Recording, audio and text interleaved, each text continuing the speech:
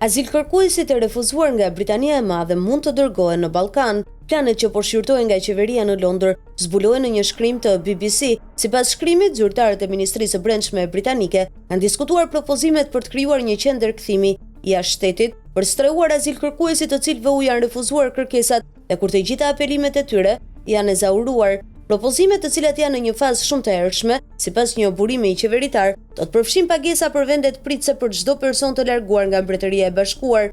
Kryeministri Keir Starmer është zotuar të trajtojë krizën e njerëzve që kalojnë kanalin me varka të vogla dhe të shkurtojë dukshëm migrimin neto. Ai anuloi më herët një skemë të konservatorëve për të dërguar migrantët që kishin mbritur me varka të vogla në Ruanda për të trajtuar atje kërkesat e tyre për azil. Ndryshe nga ajo skemë, propozimet e reja do të zbatohen vetëm për azilkërkuesit, kërkesat e të cilëve janë refuzuar dhe që nuk kishin rrugë të mëtejshme apelimi.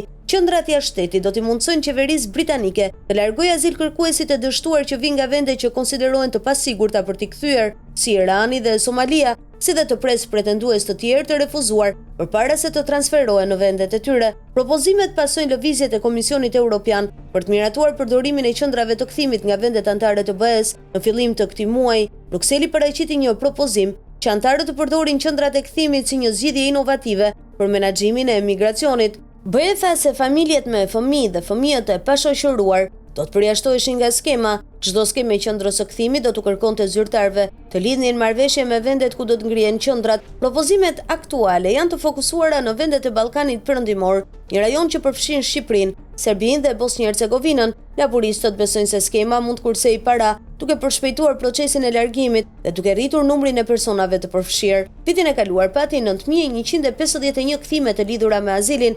36% më shumë se në vitin 2023. Zyrtarët britanik besojnë se mund të ndihmojë gjithashtu në zbutjen e presionit mbi buxhetet e autoriteteve vendore për azilkërkuesit e refuzuar që janë të pastre dhe të cilët janë të detyruar ligjërisht të mbështesin. Megjithatë, çdo skemë që përfshin qendrat jashtë shtetit për emigrantët ka të ngjarë të përballet me sfida ligjore, si dhe kundërshtime të forta nga organizatat bamirëse të refugjatëve.